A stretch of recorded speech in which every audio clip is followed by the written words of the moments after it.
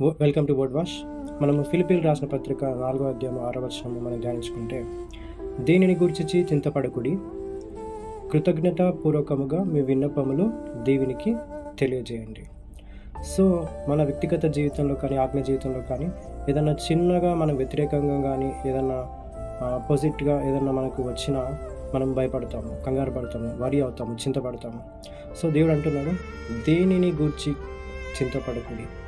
So చింత ఏం చేస్తుందంటే నిన్ను దేవుని యొక్క మాటల నుంచి నిన్ను వేరుపరుస్తుంది, విశ్వాసంలో నిన్ను అవిశ్వాసంలోకి నెట్టేస్తుంది.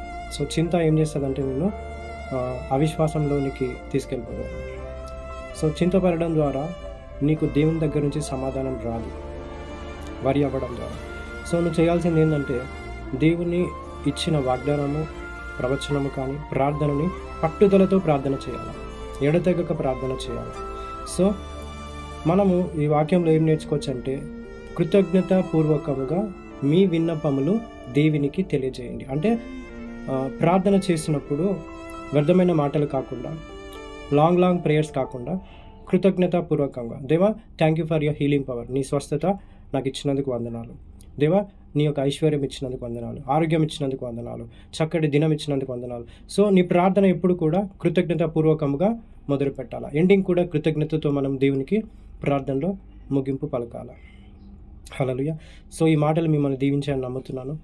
మళ్ళొక వీడియోలో మనం మళ్ళీ కలుసుకుందాము. Thank you. Shalom to you.